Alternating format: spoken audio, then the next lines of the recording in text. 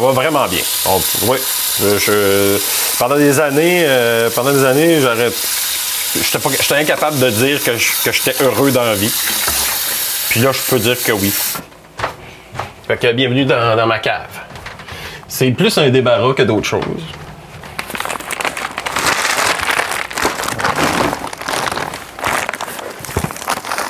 En fait, ça a l'air niaiseux. Mais pour moi, cette caméra-là, à ce moment-là de ma vie, ça a été comme ce qui m'a rattaché au médium.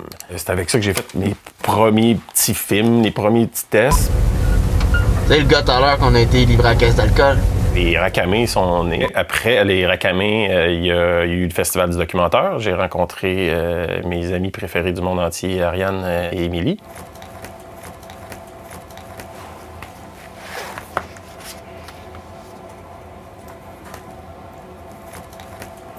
Mon papa, c'est une drôle d'histoire, lui.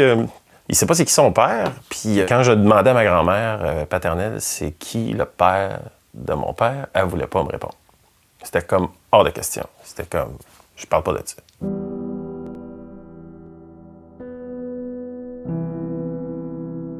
Comme il avait été lui-même adopté, son père à lui, le père de mon père, il ne l'a jamais accepté. Ça, je me souviens que c'était pas son fils. Il reconnaissait pas mon père. Mon père, c'est le plus important, là, notre père. Là. Fait que le nom Courchaine, moi, je trouvais ça hot. Jusqu'à temps que je catch ça, là, ça m'a pas aidé à me faire une identité de Courchaine quand j'ai su que le vrai Courchaine, il reconnaissait pas son fils adoptif. T'sais. Il est parti dans l'Ouest en nous quittant. Puis ma mère, pendant ce temps-là, elle a rencontré quelqu'un d'autre. Puis elle est encore avec lui, d'ailleurs. Puis c'était un bon bonhomme. Puis lui, quand il est revenu, ben, il avait plus sa place. Puis ben, c'est correct, là, il était parti. Fuck, là. C'est là que ça a été vraiment le plus dramatique parce que là, j'avais jamais vu mon père pleurer. C'était une loque. Là. Il pleurait comme un bébé. J'avais l'impression d'être l'adulte là, dans cette période-là.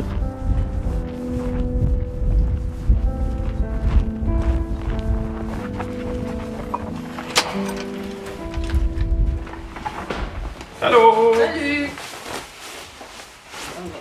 Ta tuque? Ton wallet, ta casquette?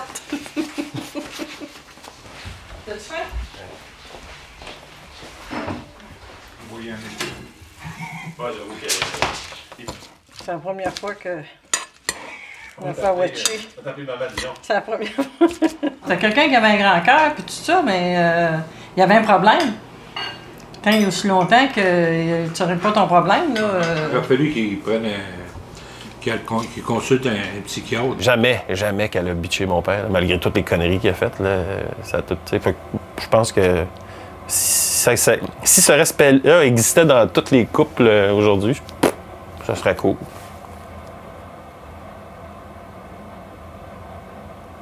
Là, je me souviens que moi, personnellement, on s'est rendu compte de ce tort. Là.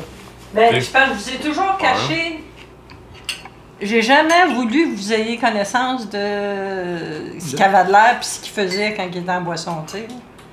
Fait que, pour ça, vous étiez pas au courant de rien, vous l'avez su sur le tard. Puis après ça, je me disais, c'est-tu bon, qu'est-ce que je fais là? C'est-tu pas bon? Je voulais juste vous protéger.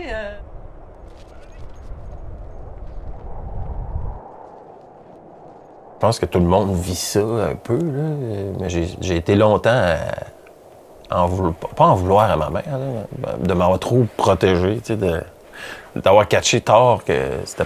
J'ai grandi longtemps en pensant que la justice, ça existait. T'sais. Quand tu grandis, tu te rends compte que la vie, c'est pas juste. C'est pas parce que tu travailles fort que ça va bien aller, puis c'est pas parce que t'es fin puis respectueux que tu vas avoir la princesse, là, Fait que, puis là, j'étais un petit gros. Les filles, ils voulaient rien savoir de moi. Quand tu avais pris ton premier loyer, là, sur la rue principale, là, ça allait pas bien ton affaire. Puis, tout bout de champ, il y avait un de tes chums qui m'appelait, là, Carole, il va pas bien, là. Ah, Seigneur, que je jonglais, puis je jonglais à ça, puis je me disais, qu'est-ce qu'on pourrait bien faire pour lui? Puis, tu sais pas quoi faire. Ah, puis t'as une vie aussi? Non, c'est pas une question que t'as une vie, c'est une question, c'est ton gars, tu veux pas que ça aille dans la misère, puis, tu sais, tu peux pas faire à la place, tu sais.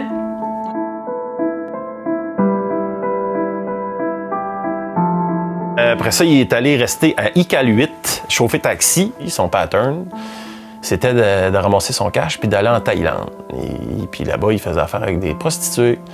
Fait qu'il flobait son cash. Fait que lui, c'était une histoire de run. Fait qu'il chauffait taxi avec K8, ramassait du cash. Puis après ça, il s'en allait une couple de semaines, un mois en Thaïlande. Puis à toutes les fois qu'il revenait de là, il était tombé en amour. Là, puis c'était l'histoire de sa vie. Moi, ma théorie, c'est que lui, il a tout le temps recherché l'amour après ça. Il a tout le temps voulu recréer le cocon familial qu'il avait fini par perdre. Toi, tu l'as pas su tout de suite? Qu'il était parti pour rester là, là? Pour good? Non, j'ai su. C'est moi qui t'ai de l'annoncer. J'avais été te voir dans ton loyer, ça a rue des Aublats. En janvier 2001, mon père devait être parti pour plusieurs semaines, puis il se pointe à Rouen. Puis là, je fais « What the fuck? Qu'est-ce que tu fais ici? » Puis là, il me dit « je t'ai jamais rien donné. Il me donne 3500$. 4000$, je suis plutôt. » Après ça, je suis allé porter à l'autobus, puis je me souviens que quand il est assis dans l'autobus, je l'ai vu assis sur le bord, là, puis j'étais pas mal sûr que c'était la dernière fois que je le voyais.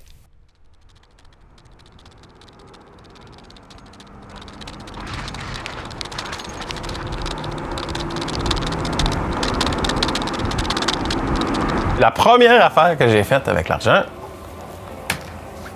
c'est que je suis allé m'acheter ça.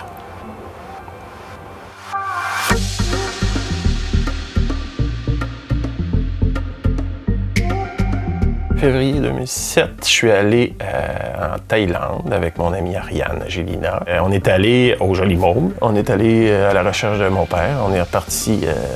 Je m'étais dit, la seule ville que je connais, c'est Pattaya. Puis je connais le nom d'une place, puis c'est au Joli Môme. Puis j'ai eu 0 collaboration de personne. Fait qu'il n'y avait aucune façon de savoir s'il était en vie ou pas. Fait que je suis revenu de bredouille.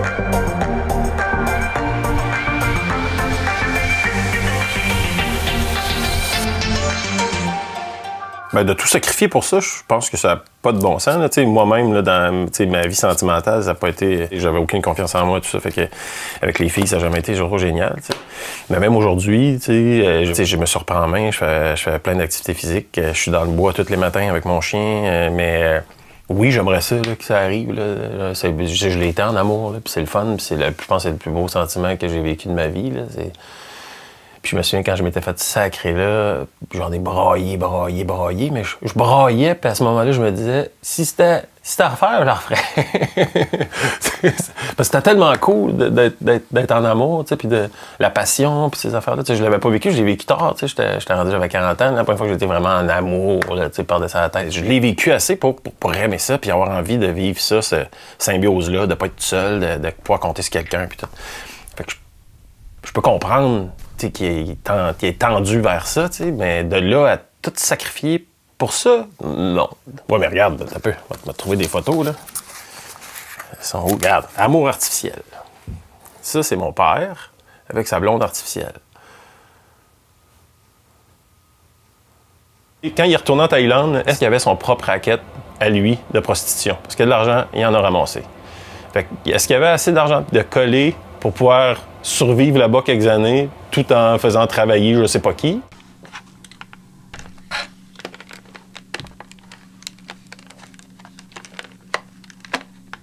Ce que je pense, ce qui est fort probable, c'est que cette caméra-là a été payée avec l'argent de la prostitution d'un gars d'Iqaluit en Thaïlande. C'est un effet domino, en fait. C'est peut-être pas cool, mais le Festival du documentaire, son vrai papa, c'est un gars qui vivait probablement de la prostitution thaïlandaise.